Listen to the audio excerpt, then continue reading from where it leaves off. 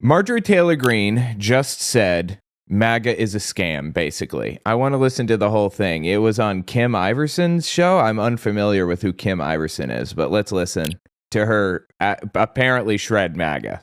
Hello and welcome to the Kim Iverson Show. Thank you so much for joining us.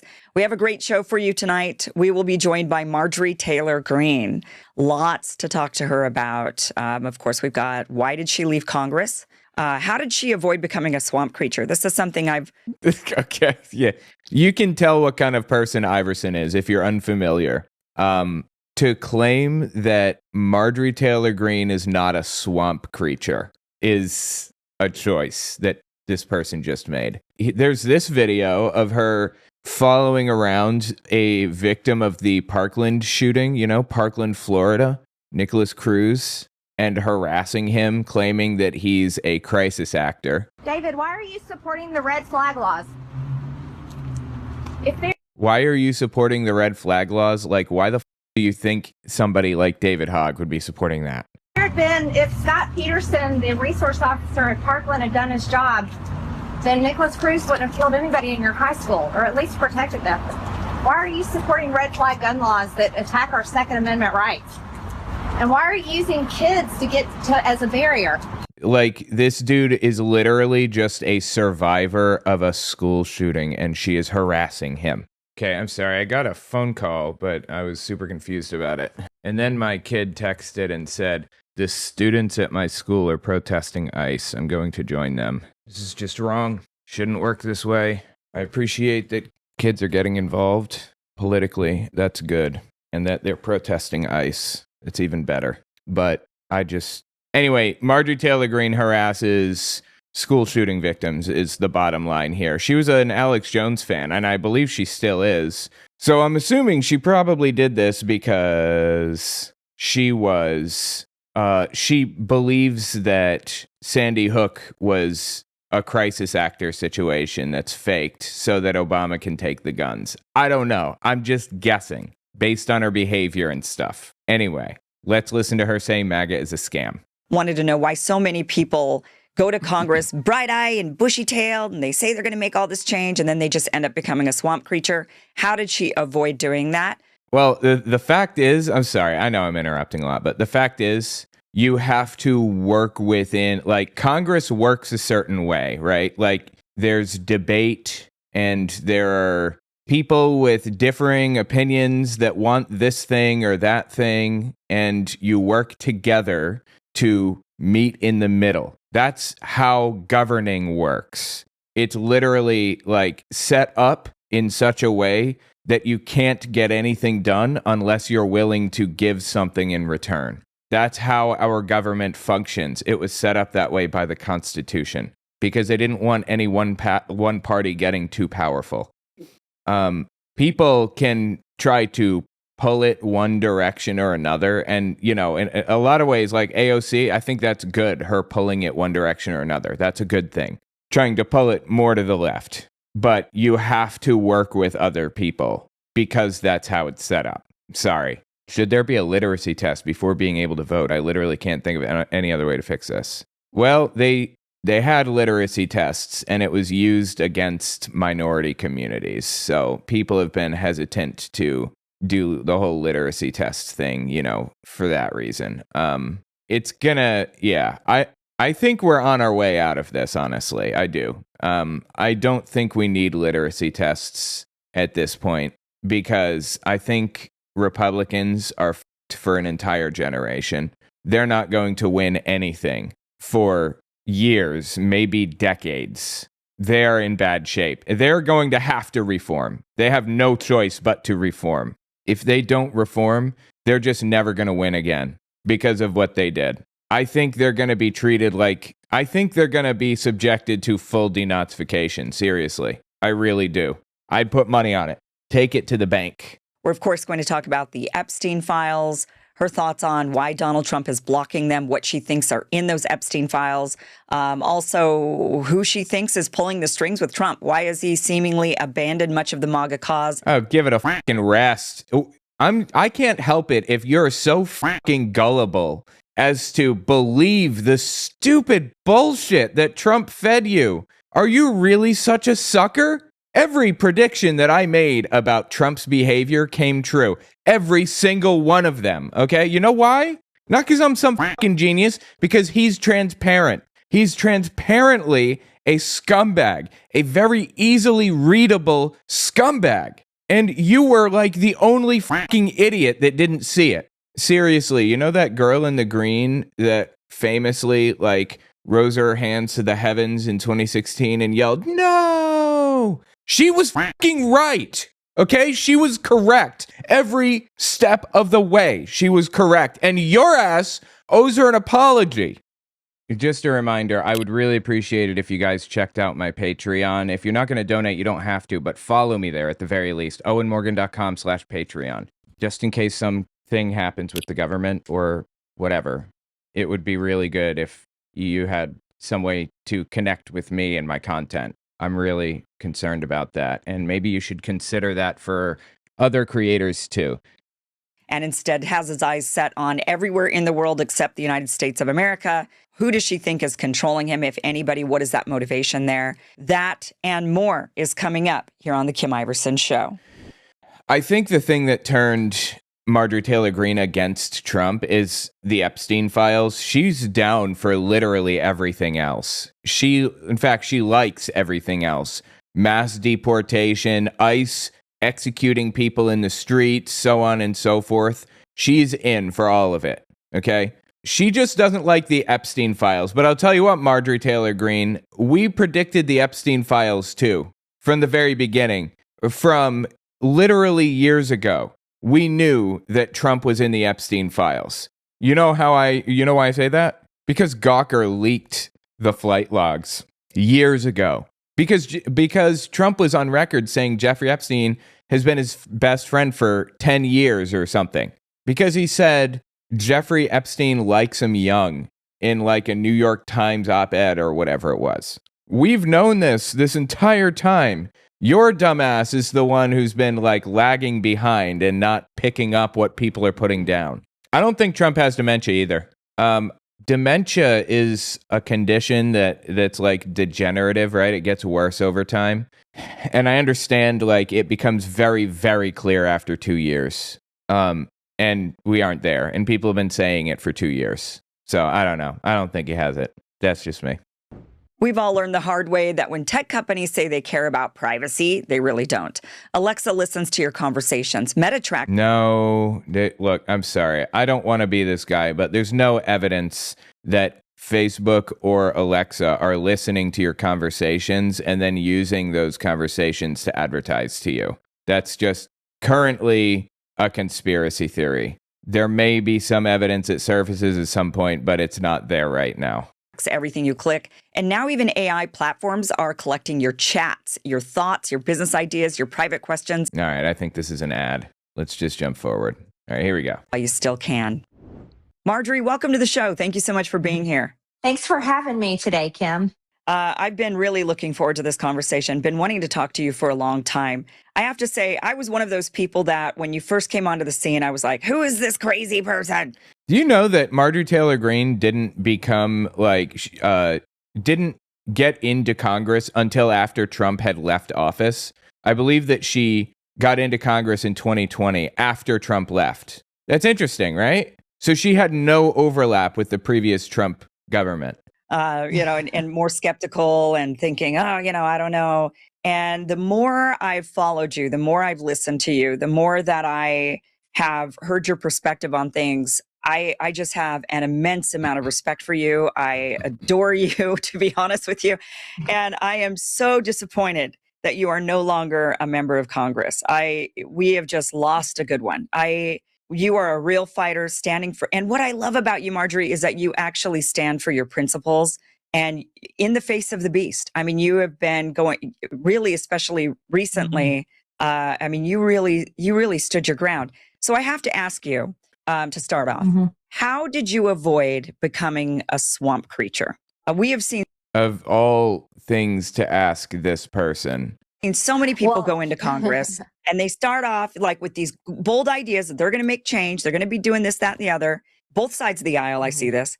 And they get in there and they just become a swamp creature. How did you avoid becoming a swamp creature? Well, I want to address the first part of what you said because it lines up with that question. Is I was not a polished politician when I ran for Congress. And so when I came on the scene publicly, it was messy. And it was messy because I had never served in any type of politics before. And didn't realize that you have to cooperate with people, you have to work with people to get things done. Not in the state legislature, not in the county or the city. And I literally was your average American small business owner. Don't tell me that. Don't tell me you were the average American. Mom, raised 3 kids that just decided I should run for Congress because I was so upset with everything that we see in Washington, D.C. And I was mad at both parties. I was like, there's no way I will ever align with the Democrats because of certain key issues. And I consider myself a Republican, but I was constantly mad at Republicans too, say the debt, for example, and many other issues. So when I ran for Congress in because you were lied to and you fell for it like the sucker that you are. 2020, it was easy for me to get beat up by the media. It was easy for me to get beat up by the political industrial complex. Again, because you were a sucker. Because you fell for all of the very obvious bullshit that literally everybody saw was bullshit. Everybody. Because I was naive and wasn't prepared for all that they threw at me. And so how did I avoid becoming a so-called swamp creature? It's because I never was one. And so when I got into Washington, I didn't go to Congress and all of a sudden think I was better than Americans or some type of special person just because I was a member of Congress. She's fucking vile, though. Like, some of the things that she says are very similar to the things said by, like, Julius Streicher, the Nazi propagandist who ran Der Stürmer. I mean, it's identical, some of the shit she says. I actually entered into Congress with no respect for the institution because of what it has done to Americans' lives, what it's done to the value of the dollar, what it has done to our national debt, how it sent our fathers and uncles and brothers and friends and sons off to foreign wars to either get killed or just forever changed with PTSD and terrible injuries. And the tax system and so many in our borders and so many issues. So I didn't walk into the halls of Congress with great awe and feeling like, oh, this is the place I've always wanted to be. Not at all. I went in and for the 5 years that I served, I just created a new website, firesidewatch.com. You can watch videos with friends, and everybody can play or pause the video. I made it so I could collaborate with other YouTubers, but I figured I might as well make it available to everybody. On top of that, you can add videos to the queue, upvote them, and sort by most upvoted. Give it a look, firesidewatch.com. And while you're at it, check out my Patreon, owenmorgan.com/Patreon. You can follow me there for free. I was actually expecting her to say that she changed her mind and that Congress is respectable, but no, she didn't go there. Okay. Was constantly frustrated, extremely angry. It wasn't a place where I was going to make friends. I already had friends. I didn't need to go make friends in Washington. I have wonderful friends. I have a great family. And I really went there to serve my district and put into action the promises I had made to my district and the promises I had made on the campaign trail. For me, I don't really care about words. People can say all kinds of garbage all day long. It's literally about the actions that you deliver. And I have that because I'm a business owner. I can promise my customers through my construction company all kinds of promises and write all kinds of things in a contract and sign the contract with them, but none of it matters unless I deliver that on the job site for them. And that's how you get paid when you're a business owner. You have to. Got it. Okay. Jesus Christ. That was a long-winded way of saying you have to keep your promises. You could have just said that. My God, dude. Deliver the things that you promise. And so that is my mindset and my outlook. And that's what I took to Washington, D.C. with me. Well, let me point out some examples. So So Alexandria, AOC, she was one that, and Bernie Sanders, these were two that I think people really looked at them as outsiders like yourself, going in. I mean, Bernie's always been there, but, AOC, for example, people voted her in. But Bernie Sanders is genuine. He's honest. He's there to help, to fix things, to do whatever he can. He even protested in favor of the civil rights and got arrested, if I'm not mistaken, all the way back then. Jesus Christ. It feels like we're living through another civil rights era right now with all of the violence and chaos and hate and everything else. It's nuts. Was somebody that was going to go and be very disruptive. She got there, and I think on her first day, she staged a protest outside of Nancy Pelosi's office with like the Sunrise Kids or whatever, right? So, I mean, and people were like, we voted for her. That's what we voted for. I mean, that's what a lot of Democrats did vote for when they put her in there. But over time, she became a swamp creature. And, AOC became a swamp creature? Since when? I'm sorry, but you have to work with people. You have to work with people. That's how the system operates. You can't just go in and get laws passed without making agreements with people. Bernie Sanders, the same thing. After Hillary Clinton ended up being crowned queen, and Bernie just kind of fell in line. And suddenly this person who'd always described himself as an independent. He fell in line. What she means is Bernie Sanders endorsed Hillary Clinton, and he did that because he didn't want Donald Trump to win. That was a sound decision. Suddenly seemed to fall in line with all of the mainstream establishment Democrat talking points. And we've seen the same thing with AOC. We've seen this time and time again where Obama is a great example of this as well, where, people voted for him for change. A lot of people who voted Republican for many years voted for Obama thinking we're finally going to get some change.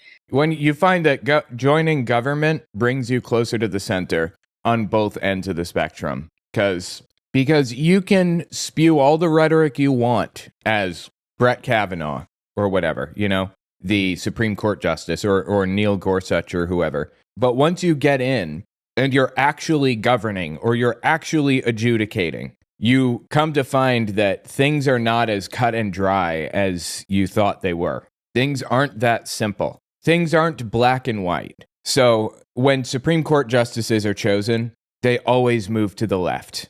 Particularly right-wing ones, they move to the left because adjudicating on a real issue is very different from spewing propaganda. And similarly works with the left, only I think the mechanism of movement on that is trying to maintain stability for the system that we're in.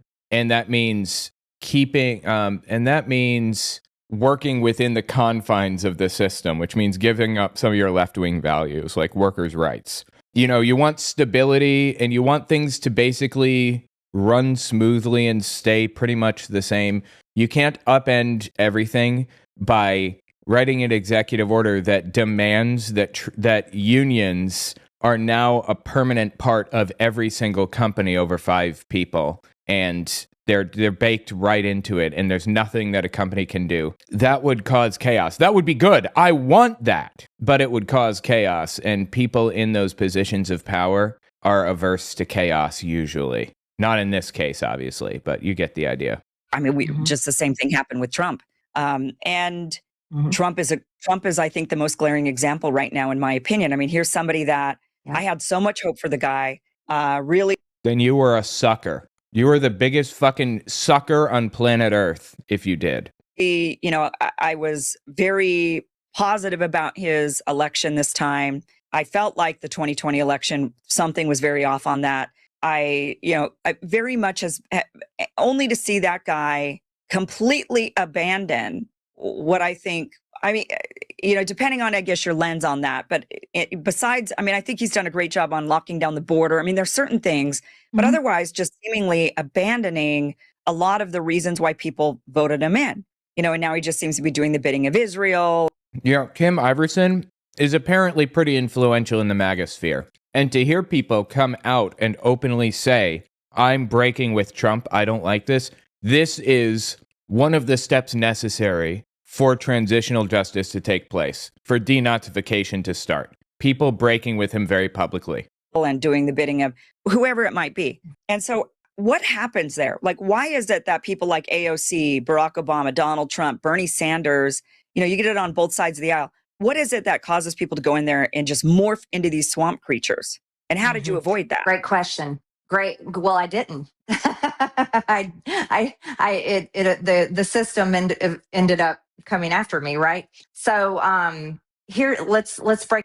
I think she meant, how did you avoid becoming a swamp creature, not how did you avoid the swamp creatures? Break it down. This is such a good question. It deserves a very detailed answer. Both parties, it's a two-party system. And I call it the political industrial complex. You've got the Democrat Party, you've got the Republican Party, and this is literally an industry. Both parties are built on the political side, which are campaigns, political consultants, fundraisers, fundraising platforms, email companies, you name it. Every kind of business that runs campaigns that get candidates elected and they become politicians. So on top of the campaign base, the political base, then you have the elected institution of each party. You've got the elected Democrats, you have the elected Republicans. And no matter which party is in charge, whether it's Democrats or Republicans, they have to serve the major industries and the major donors that prop up the campaigns and keep these people elected. I found something really interesting this morning. Let me show you. It's, I'm not sure what this is. This is from Al Jazeera, but I'm not sure when it's from. But I thought it was an interesting analysis. Listen to this. Evolution. Is American democracy under threat because of this stuff? Under threat? Does it exist, Mark? I don't think it exists. It's a veneer. It's the end of the Roman Empire. You have the symbols, the iconography, and the language of a democracy, but internally, corporations and oligarchs have seized all of the levers of power.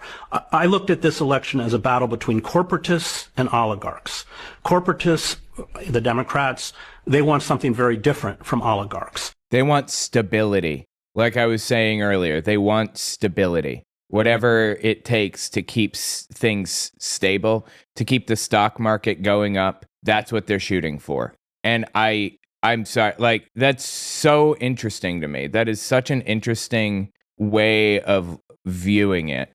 Corporatists want stability. They want decorum, the kind of decorum that Obama had or Bush had, or Bush was an idiot, but at least he had some, they could clean him up a little bit.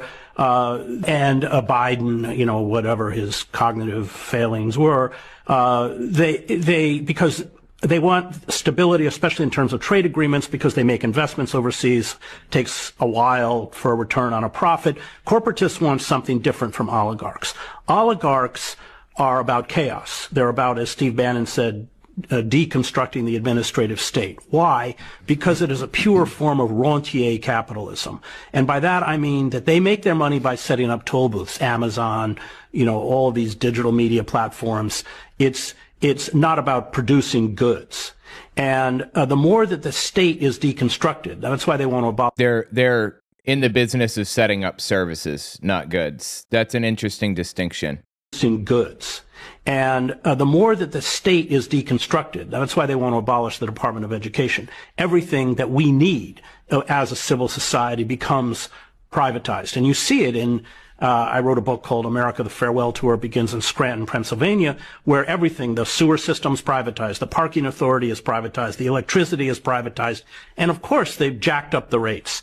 And the services are not very good. And they want to privatize the post office. So we can have a dysfunctional post office like the UK, which is privatized. And so that's what oligarchs want. And the oligarchs have won. They won. And, but that's what this battle was about in terms of if we strip away its, the kind of trivia or the, cultural differences between the two parties. That at its core was what it's about. And so we have, as you point out, we have now an oligarchic system. But as Aristotle wrote, once you create an oligarchic system with those kinds of inequities, then your only two choices are tyranny or revolution. I thought that was a super interesting kind of analysis. Your only two options are tyranny or revolution when you set up a state like that. I don't know. I'm not convinced that that's a fully accurate assessment, but it was an interesting assessment anyway. I think that analysis was more rhetoric than fact, because we don't actually have a way of enacting a revolution in the United States. And revolution isn't even the right move here. I know that is so hard to accept. It took me a long time to accept it and realize it, but that is the unfortunate and horrible reality that exists. So the people are told, you have to vote, you got to get in there and vote so we don't lose the midterms. If we lose the midterms, they're going to impeach Donald Trump. And then the Democrats are saying, you got to get in there and I doubt they're going to impeach Trump. Even if we have a complete blowout and we have a supermajority, maybe if we have a supermajority, but I don't think that's going to happen. Honestly, I don't. The way the system works, Trump will probably remain in power for the next 4 years, but he won't be able to get anything done legally. So he'll continue to push boundaries and blame Democrats and everything he's been doing this whole time. Vote. You've got to stop Donald Trump. You've got to stop the Republican fascists and, yada, yada, yada, on and on. And so the American people are gaslit day in and day out. By Democrats? Is she saying she thinks Democrats are gaslighting people? It happens through the media. It happens through the messaging. It happens through social media. It happens through paid social media influencers. And that's a whole nother topic. But the American people are gaslit. And it's like a team sport. So it's like your team Democrat or your team Republican. And you are like, you've already proven yourself to be the most gullible motherfucker on planet Earth. I'm not going to trust your analysis of the world around you because it's childish. Driven by fear of what one party may do or the other party may do, one leader may do versus what the other leader may do, and how it will completely destroy your life. And so you're constantly gaslit and you live in outrage and fear and anger. And that's what drives people to donate money, drives people to volunteer on campaigns. She's saying this because she believes that Donald Trump is doing the right thing with ICE right now. She thinks that Trump is really a good guy aside from the Epstein stuff. The Epstein stuff completely turned her against him. I'm sorry, that's honestly on the bottom of my list because I've known he was a pedophile since 2016, based on the Katie Johnson lawsuit. I am more worried about him having people murdered, like executed in the streets by ICE. Drives people to vote. And that is how the political industrial complex works. But once you get elected, and so I came in on the on the outside. I ran against 8 Republican men. All of them I respected. They all had great resumes. I was like, wow, I don't know how I'm going to beat these guys, but I beat them big time. And I had to put my own money in there. I put around 1 million of my own dollars into a campaign account. I had no idea what I was doing. I hired the best people I could find at the time. And I beat the living crap out of those 8 guys. I won big time in my primary, but I didn't quite have 50. Yeah, people don't realize how fucking filthy rich Marjorie Taylor Greene is and has been this whole time. People view her as like the everyman, the common person who relates to the average worker. She has no fucking clue what it's like to be an average worker. She has no idea what it's like to manage finances like a normal human being. She's always been filthy fucking rich, so. Over 50%. So I had to beat the second place guy in a runoff. I beat him. And then I went to Washington. And once I got to Washington, there's on both sides, you've got the DCCC and then you've got the NRCC. So those are the Democrat and the Republican entities that once you become elected in Congress, you become a part of as a Democrat or a Republican, and you have to get in and then you donate and pay money to your party. And so once I became an elected Republican, I was one of the few elected Republicans that paid all of my dues to the NRCC. I paid them all up front. Yeah, you know what you do I'll tell you what I did at the SSA as a board member. We do thank you calls, basically. Like people who donate over a certain amount, say like $1,000 or whatever in a year, we call them as board members and thank them for like donating. And It's apparently like, it's a tradition that goes way back. People have been doing it for a long time. That's what they do at the DNCC or the DCCC, and the NRCC, the Republican and Democratic parties. They have representatives call their donors and thank them. That's like a really common thing. And the donors appreciate it because it shows their money is actually going to something and, all that stuff. Nobody recognized me that I called, as far as I can tell. They were older. So anyway, the point is, you get a celebrity like Marjorie Taylor Greene calling, and it's awesome. So it encourages people to continue donating. That's how it works. Every single Congress in full. And then I even donated more money to the NRCC because I was so on board with we've got to win, we've got to hold the majority, we've got to stop the Bidens, these COVID lockdowns are killing people's lives. Who started that? Seriously, there were no COVID lockdowns, really. But who do you think was the president during that? Marjorie Taylor Greene? Who was the president? She said, okay, she got in 2021. She was elected in 2020 and started in January of 2021 when Trump left. So you're saying you got into Congress and were trying to stop the lockdowns when you got into Congress? Are you fucking kidding me right now? We've got to close the border. We've got to get Trump reelected. We've got to stop J6ers from being locked up and put in solitary. And I was on all these. Oh, give it a fucking rest, dude. Look, if the J6ers didn't want to be in lockup or solitary or whatever, maybe try not committing sedition next time around. Try that. The common clay of the country. Morons. Yeah, that's a great movie. I love that movie. I saw that when I was little. Issues.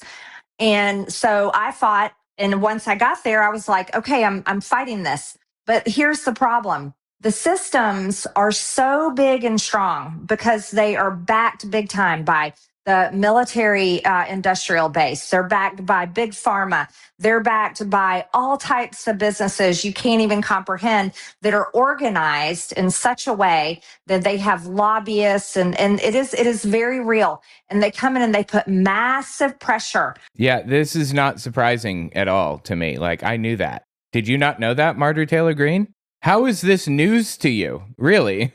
On all the people that are elected in Washington.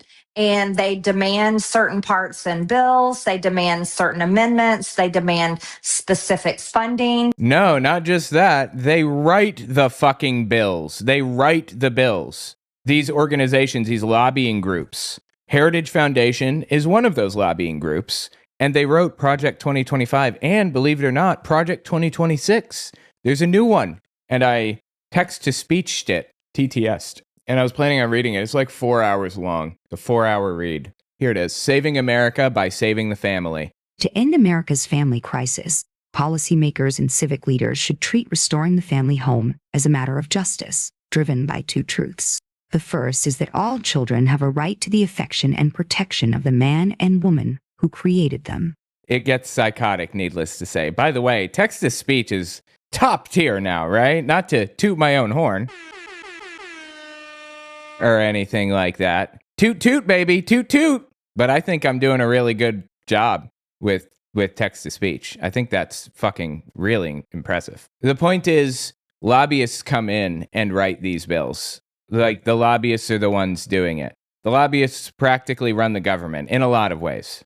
And bills, they demand certain amendments, they demand specific funding, and that's what keeps their industries supported. That's what keeps their industries receiving government contracts. That's what keeps their industries going. That's how they make money. Bottom line, that's how they make money. And then they'll tell people like me, let's say both of us are members of Congress.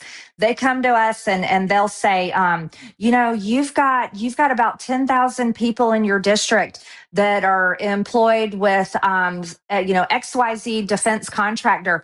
And we're really going to need your vote coming up on the NDAA because we have got to make sure that this is funded. And that way, these 10,000 constituents of yours, so they can keep their jobs. Yeah, they're manipulative. Exactly. I'm glad she's uncovering this in all seriousness. But this is shit that I've known for a long. This isn't even scratching the surface. This is shit that everybody has known for like ever, if you're involved in politics heavily. I mean, otherwise, if we don't get this government contract through to XYZ defense contractor, you don't want 10,000 of your constituents to lose their jobs, do you? I mean, that can really affect your next election. And so these conversations are very real, and they come in many different ways. And that's how, when people get elected, that's how they fall in line, and because they're pressured. And I'm giving you one example. The examples get much deeper, they get much darker, and they get a lot nastier. Well, give them to us then. Give us those. Everybody knew that's how it worked. But this is one example of how politicians like AOC, Bernie Sanders, and others fall in line. And I'll give you. I don't think they fell in line. I didn't get the impression that Bernie Sanders fell in line, quote unquote. He was up against Hillary Clinton and Donald Trump and had the choice to either refuse to endorse Hillary Clinton and let Donald Trump win, or endorse Hillary Clinton and give her a better chance of winning against Donald Trump. She lost anyway, even though he endorsed her, but he was voting for and endorsing democracy. So I don't see anything wrong with Bernie Sanders endorsing Hillary. A really good example on AOC. Bernie Sanders lost my respect when he caved when Hillary Clinton stole the election. Oh, really? So what about all the times that she, quote unquote, caved to Donald Trump or whatever? What about all the shit where she acted like a howler monkey, screaming and hooting at Biden when he said Republicans want to cut Social Security, and then supported cutting Social Security? Was that not you selling out, Marjorie Taylor Greene? That is like one of countless examples of her selling out. And she's pretending Bernie Sanders sold out by endorsing Hillary Clinton against Donald fucking Trump. Anybody of sound mind would endorse Hillary Clinton over Donald Trump. And by the way, Hillary Clinton was right about literally everything. Okay? I've come to realize this going back and looking at some of the shit she said. She was right about everything. Okay? Seriously, like, go back and listen to some of her debates and the things that she's talking about. Denying election results is dangerous and scary and stuff like that. It was wild how absolutely on point she was about everything. I don't like how corporatist she is, obviously, at all. But she knows what she's doing and saying. Hillary Clinton is an expert, dude. Like, impressive person. Seriously. In the primary back in 2015, and he literally came around and endorsed her. Like, that was ridiculous. His election was completely stolen. But AOC, I'll give it a rest. I'm sorry. No, it wasn't. They used some dirty tricks against him by like giving Hillary the questions ahead of time in the CNN debate or whatever. But good preparation could have balanced that out anyway. She didn't steal the primary against Bernie Sanders. At the time, I felt that maybe she kind of cheated a bit, but I don't feel that way anymore. Bernie Sanders just was not popular enough in the United States, and that's a problem with us.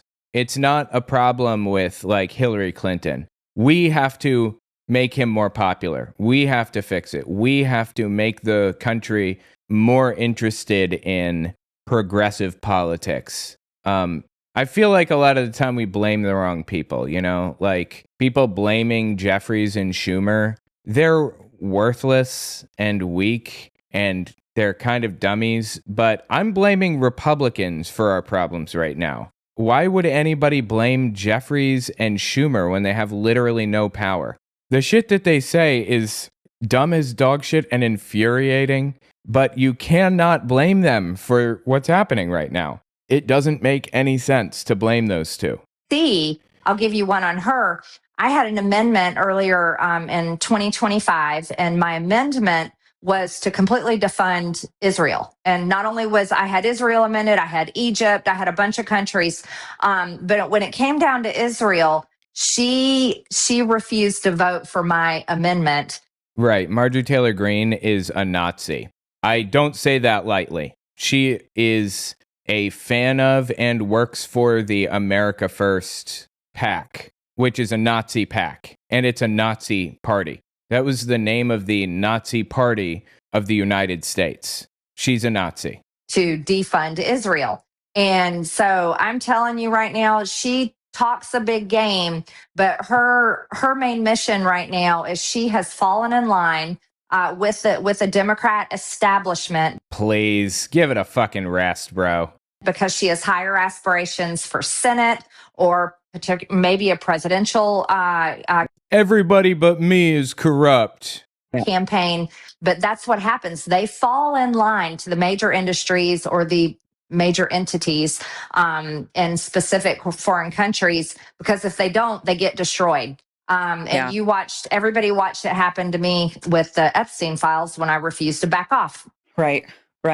I think there's definitely probably different motivations. I mean, with Bernie Sanders, he'd been in that system for so long. I don't think he's ever had any other job other than being in politics. And yet, I just think with him, it might have been Trump derangement syndrome. Like, oh, give it a fucking rest, dude.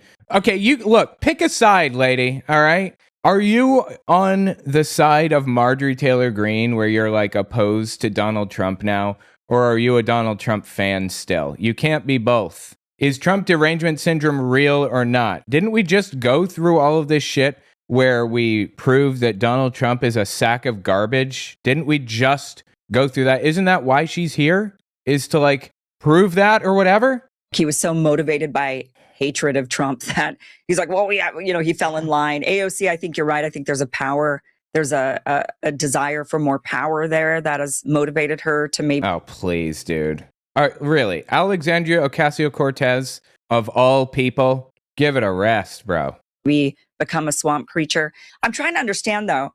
So when you first ran for Congress, you said you put your own money in. Obviously, there was some fundraising going on the local level to get you elected and to beat all of those guys.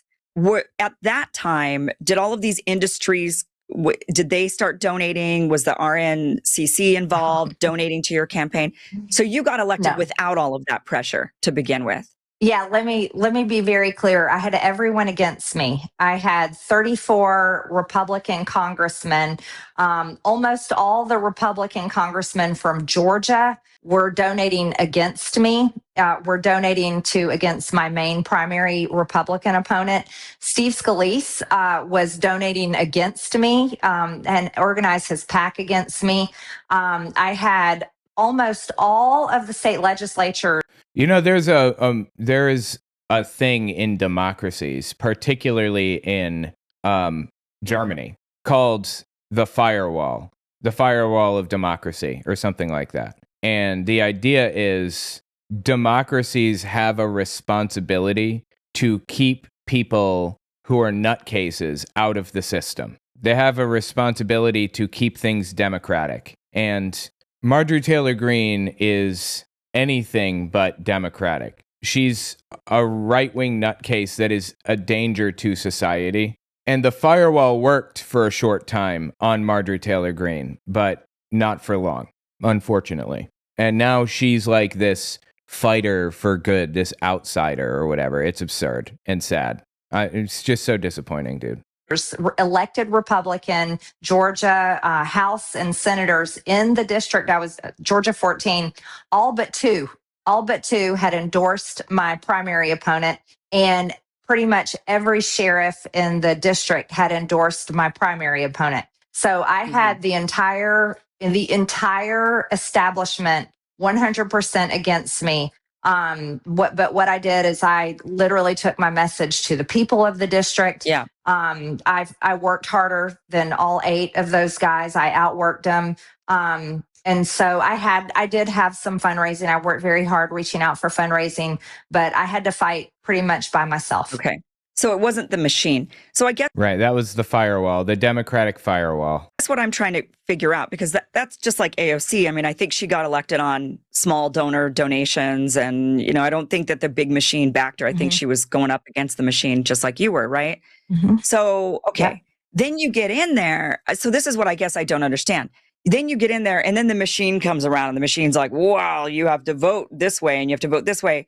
And I would imagine the threat they use is, otherwise we're going to pull our funding dollars. We're not going to fund your campaign. No, she was talking about lobbyists. That's different. Lobbyists are just trying to get her to do things, influence her, even blackmail her. They do all kinds of crooked shit, honestly. or we're going to run against you in the next election or something. I mean, I'm coming. The establishment, RNCC, didn't like her anyway. Like, they didn't want her in a position of power, but the lobbyists chose to work with her anyway, just because she's there. So why not? From the outside, I'm just speaking from a total outsider perspective of how we're viewing it, what we're thinking is happening here.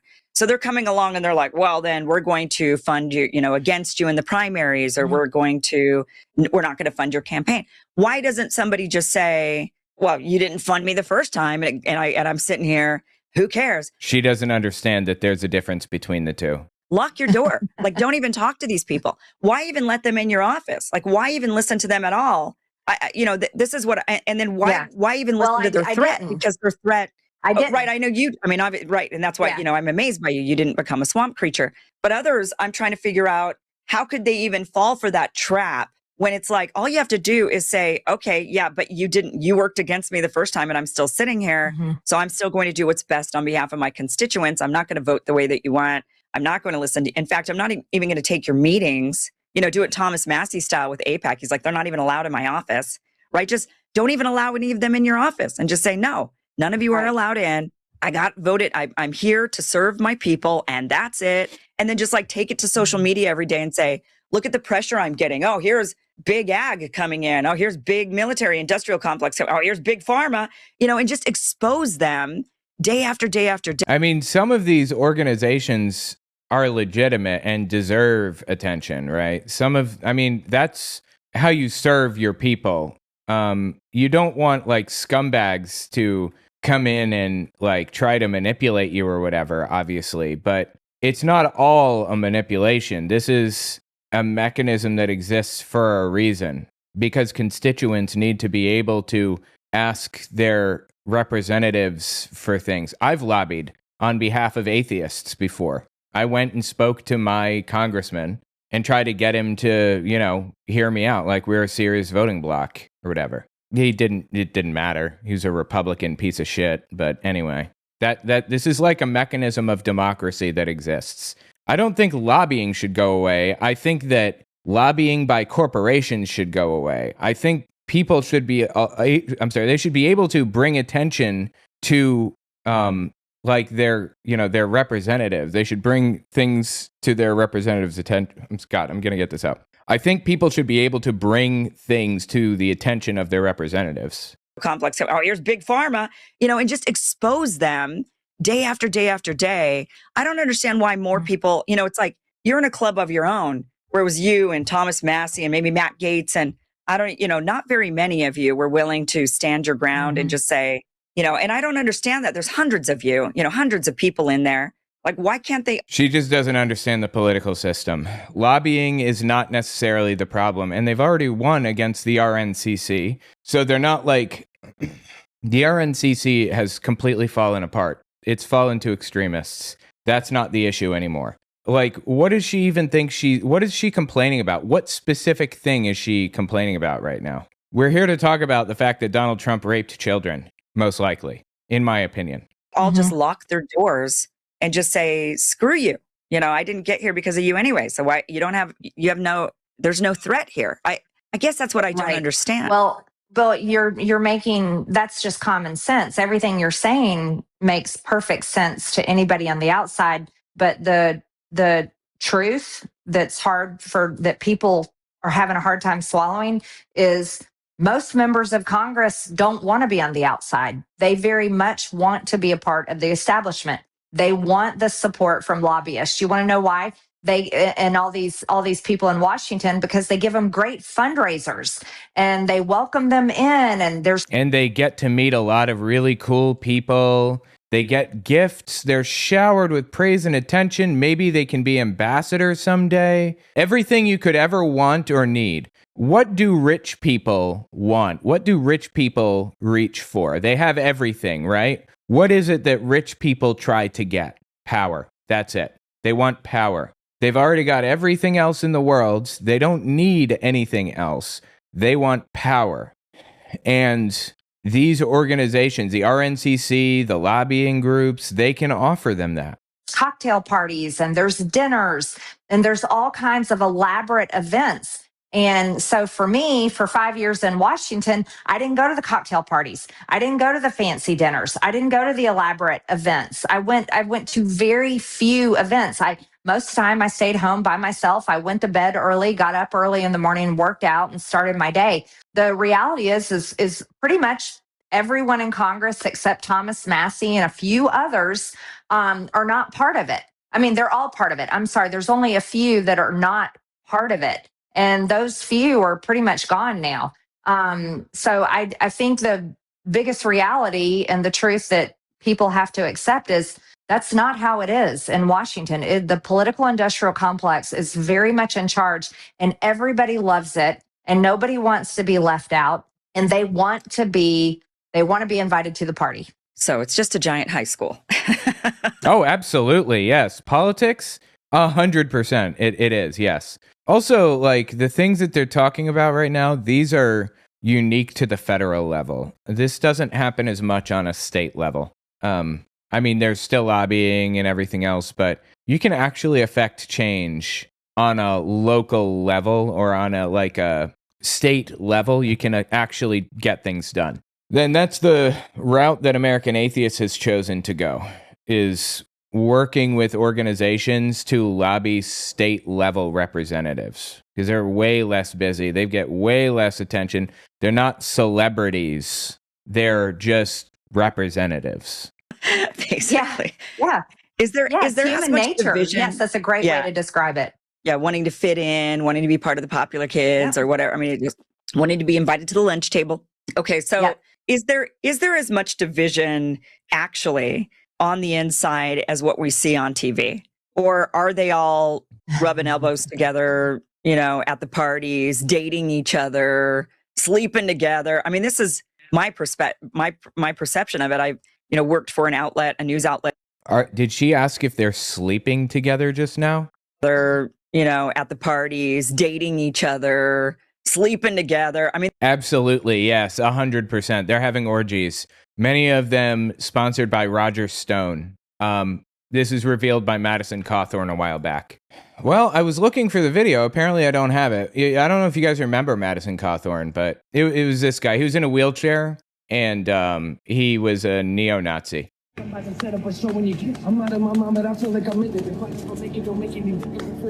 at this bad motherfucker over here punching a rotting tree. Wow, right? That's impressive. He is an impressive person to punch a rotting tree. Gotta hand it to him, right?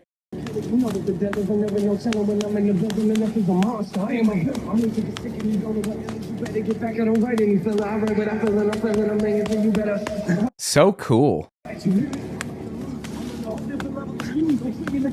So cool, right? OMFG.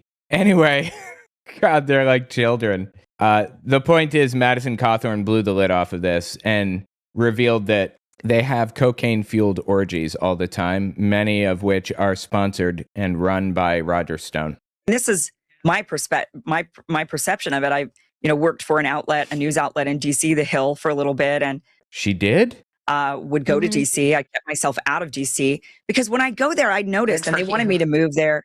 And when I got there, it was like, wait a minute, they're all literally dating each other, screwing each other.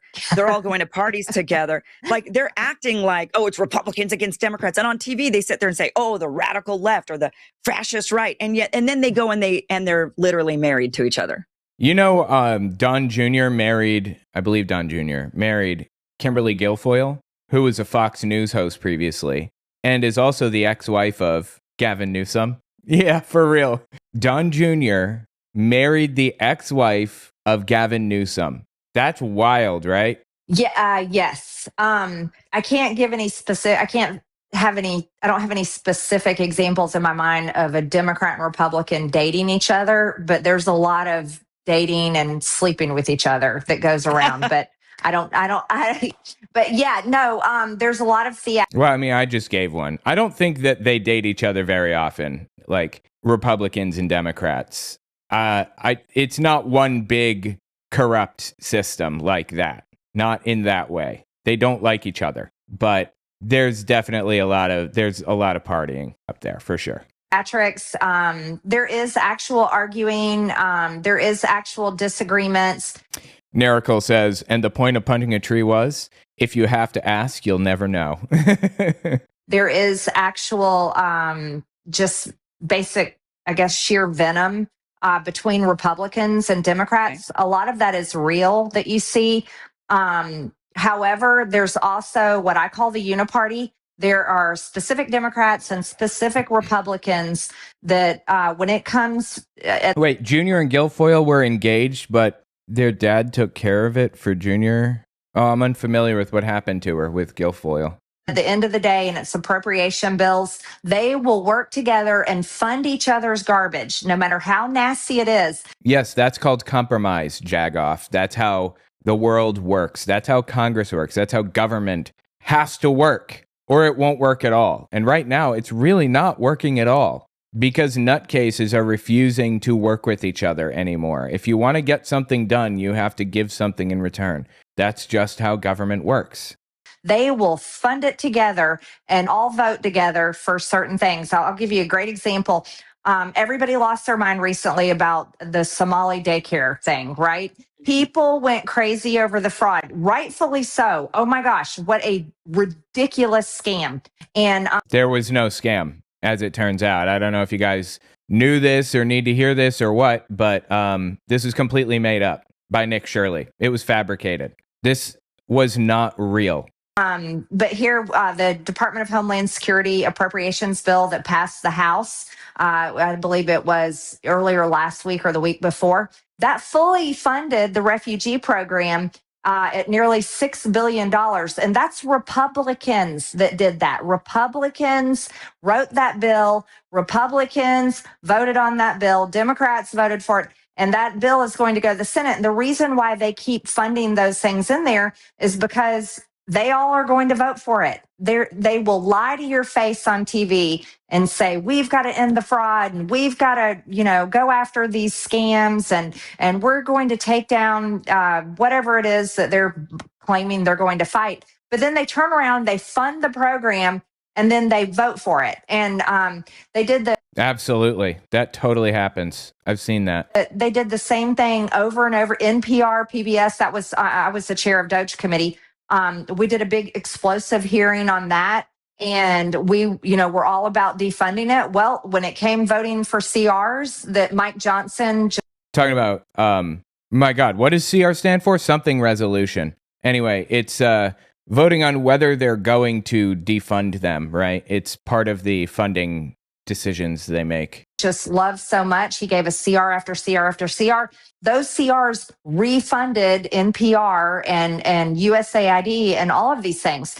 And so it's unbelievable, Kim, night and day between what they will tell you on their Fox News interview versus when it actually comes to what is in the legislation and where their votes go. Obviously. Why is that? Is it because of the lobbying? It's because of propaganda, obviously.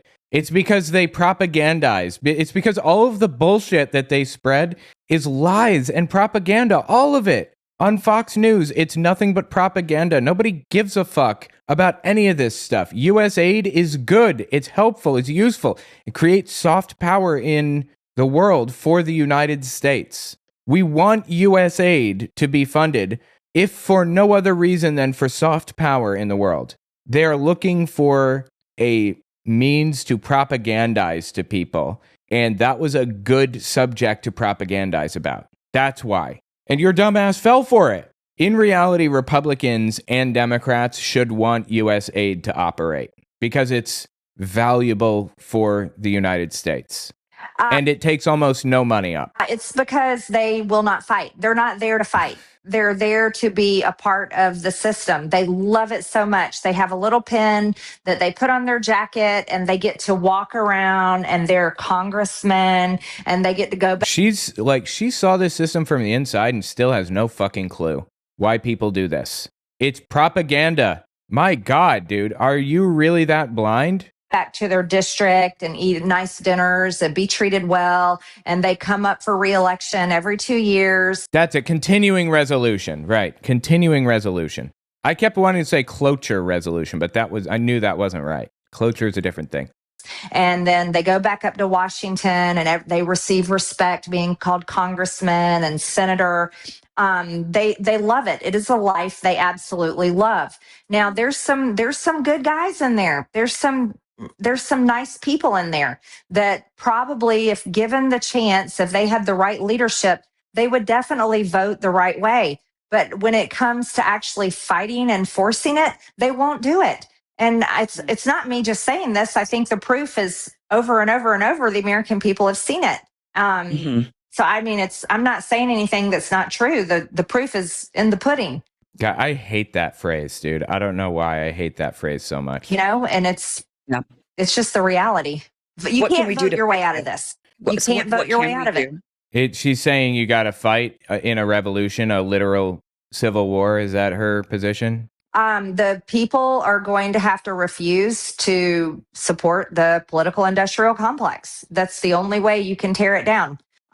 There's winning the midterms is not going to lower your health insurance.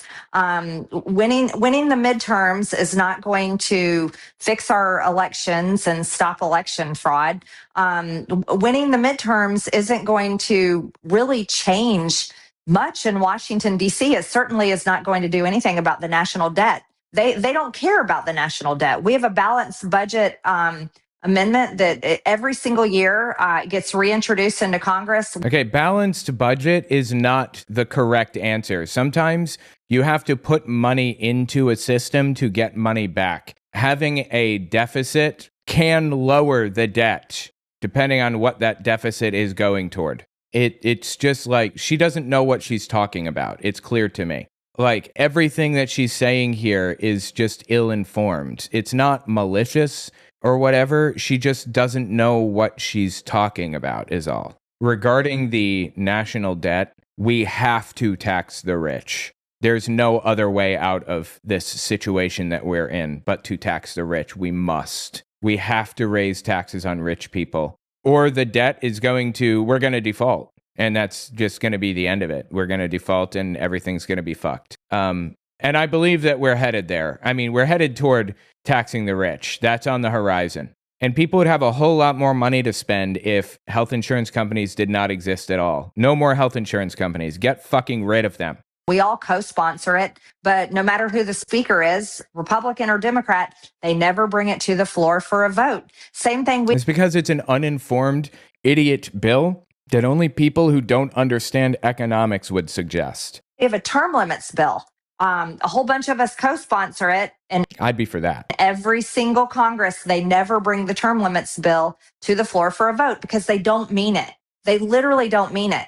If term limits were in place, a bunch of these people would get term limited and then they'd have to leave Washington. They wouldn't have a job. You want to know why? Because they couldn't make it on their own 2 feet in the real world. They are not qualified and competent enough to actually run a successful business or go work an ordinary job like most Americans do. They're just not. I can agree with that. They're not competent enough people, but yet they're running our country. She's just naive and has no idea what she's talking about, sadly, and is still a victim to the propaganda. I feel like she's a genuine, honest person. She's just a fucking idiot. That's my read on Marjorie Taylor Greene. And being that fucking idiot that she is has led her to do some real evil scumbag shit in the process. Yeah, leave it to Marjorie Taylor Greene to talk about competence. Exactly, Melody Starflare. It's just sad.